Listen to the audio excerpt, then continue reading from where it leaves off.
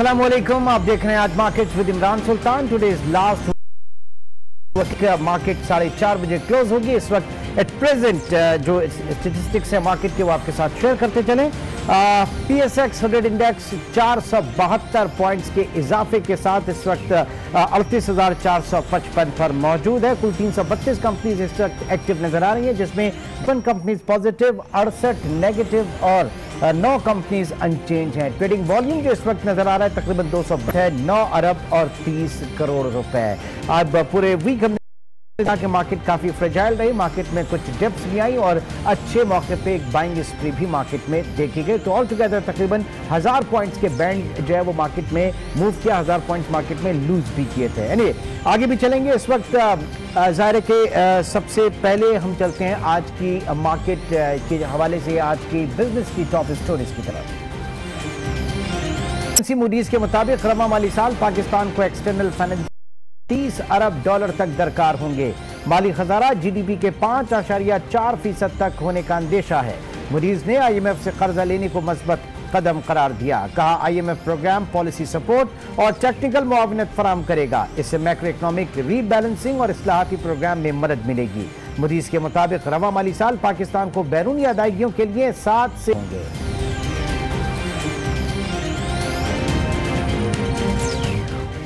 State bank ने गुज़श्ता माली साल के हवाले से पाकिस्तानी मईशत की कारकर्दगी रिपोर्ट जारी कर दी। रिपोर्ट के मुताबिक माली साल 2017-18 में मुआशी शरह-नमू 5.8% रही, जो 13 साल की बुलंद तरीन शरह थी।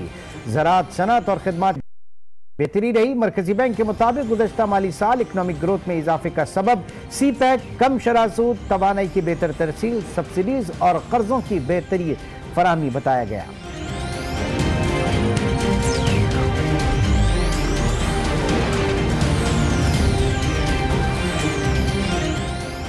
और FBI हुकाम ने वजीर खजाना असद उमर पर वाज़ेह किया है कि टैक्स को बड़े चैलेंजेस का सामना है। 1115 अरब रुपए की वसूली का हदफ एक एम्बिशियस टारगेट है। जराये के मुताबिक FBI हुकाम से वजीर खजाना की मुलाकात में पूरे साल 1398 अरब के हदफ पर भी गौर किया गया।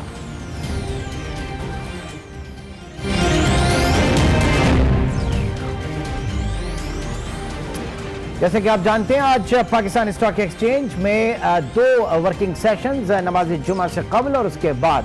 पहले सेशन में क्या सूरत हाल रही पाकिस्तान स्टॉक एक्सचेंज में, जैसे कि हमने बताया उतार चढ़ाव का पूरा एक गया पूरे हफ्ते के दौरान और इंडेक्स मजमूई तौर पर 1000 पॉइंट। क्या सूरत हाल रही जानेंगे आज न्यूज़ की नुमाइंदे सफदर अब्बास से। सफदर अब्बास, अपडेट कीजिएगा, फर्स्ट सेशन में क्या ट्रेडिंग पैटर्न रहा?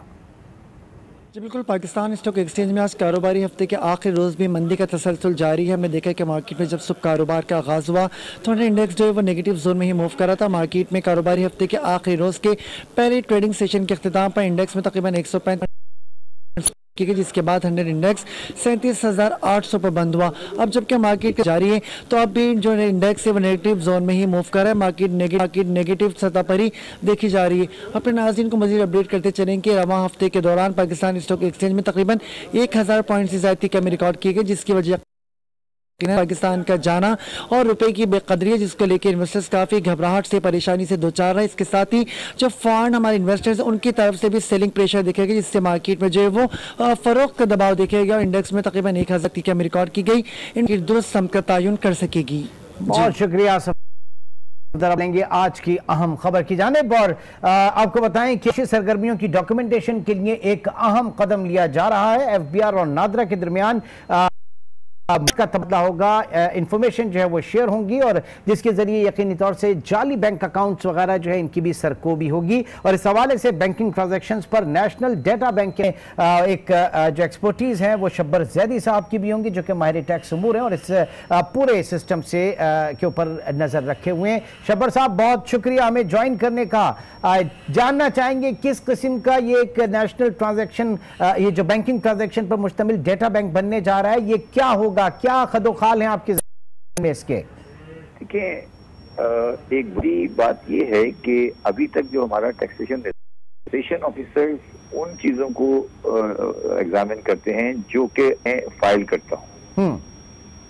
जो चीजें मेरी ट्रांजैक्शन हो रही हैं, चाहे वो फेक में हो, बेनामी में हो या आउट ऑफ बुक हो, जो मैं फाइल नहीं करता, वो उसका एक्सेस सीबीआर को किसी प्रॉपर मैनर में अवेलेबल नहीं है।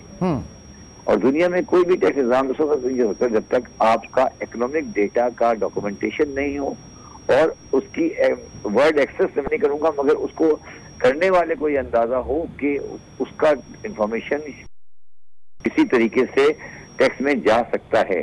अगर इस तरीके में कामयाब हो गए तो हम पाकिस्तान में एक बुनियादी तब्दीली ले आएंगे टैक्स निजाम के अंदर। आप मेरी बात को समझ रहे हैं? समझ रहा हूं।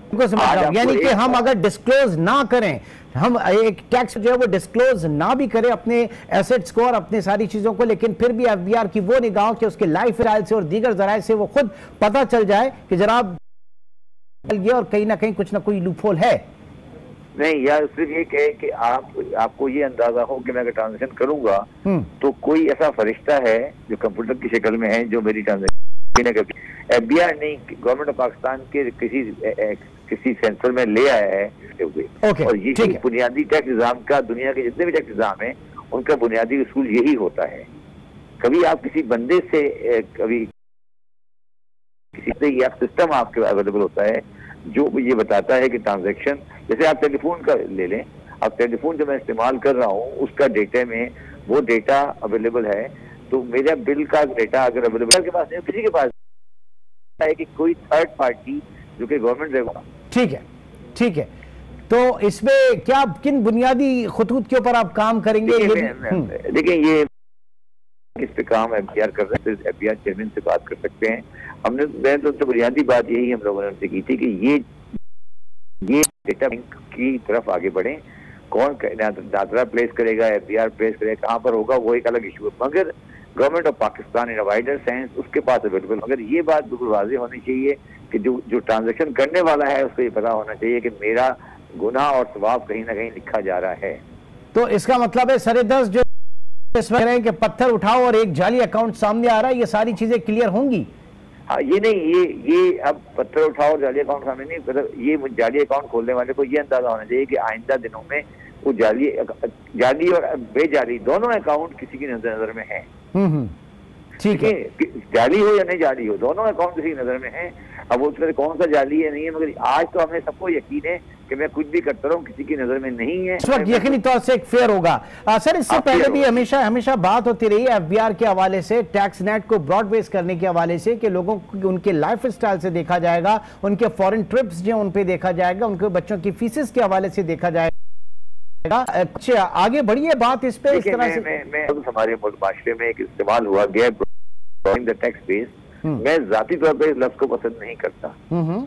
जब डॉक्यूमेंटेशन ऑफ इकोनॉमी और डॉक्यूमेंटेशन ऑफ ट्रांजैक्शन और अवेयरनेस ट्रांजैक्शन होगी तो टैक्स खुद ब खुद आएगा। किसी को ये कहना कि मैं टैक्स की, ये गलत स्टेटमेंट है। जब आपकी इकोनॉमी डॉक्यूमेंट होगी तो टैक्स का सवाल पैदा नहीं होता। तो इसका मतलब है हम मईशत को दस्तावेजी सूरत में लेकर आ जाए, डॉक्यूमेंटेशन की तरह आ जाएं, तो पाकिस्तान के मुआशी हालात खुद शुरू हो जाएंगे। ये बिल्कुल सही है। आप किसी दरमियान में थानेदार को बैठाने की जरूरत नहीं है। अगर डॉक्यूमेंटेशन होगी तो खुद ब खुद ट्रांजेक्शन नहीं आएगी। जब आपकी ट्रांजेक्शन डेवलपमेंट होगी और क्या होगा कि ये डॉक्यूमेंटेशन जो मेरी इकोनॉमिक ट्रांजेक्शन मैं कर रहा हूँ ये किसी ऐसे कंप्यूटर की नजर में है, ऐसे कर सकता है, चाहे मैं फाइल करूं या नहीं करूं, तो वो उसका खौफ इतना बड़ा है कि वो फिर शायद कभी नहीं हो। यही तरीका दुनिया में हो रहा है और इसके अलावा दुनिया में कोई तो नहीं है। अच्छा, रिश्ते दोबारा पैदा नहीं हो सकते। और एडवांस कंट्रीज जो है वहां पे भी यही इन्हीं प्रिंसिपल के ऊपर काम है। ये दुनिया का वाहिद तरीका है। दुनिया का वाहिद तरीका ये है कि इकोनॉमिक ट्रांजेक्शन को रिकॉर्ड किया जाए, डॉक्यूमेंट किया जाए और गवर्नमेंट अथॉरिटी का इनडायरेक्ट और डायरेक्ट उसके ऊपर एक्सेस रहे।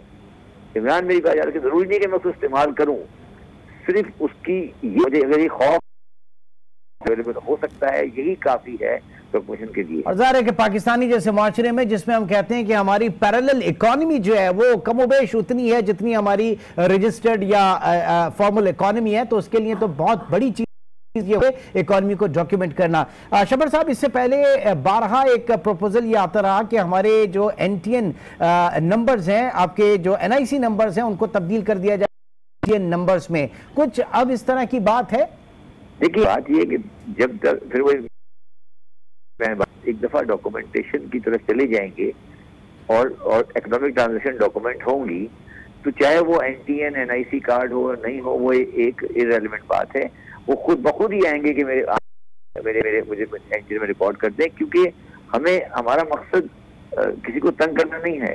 मकसद ये है कि जब हर NIC NTN होना चाहिए, दुनिया का बिल्कुल सही निज़ाम है, मगर इसमें एक प्रोसेस लगेगा। मगर पहला है वो डेटा बैंक का क्रिएशन है और अवेलेबिलिटी इंफॉर्मेशन है, एक्सेस इंफॉर्मेशन है, उसको किस तरह कन्वर्ट किया जाएगा वो FBR और उनके लोग बेहतर तरीके से आपको सामने। बहुत बहुत शुक्रिया हमारे समूर जो किसान की मईशत के हवाले से बता रहे थे।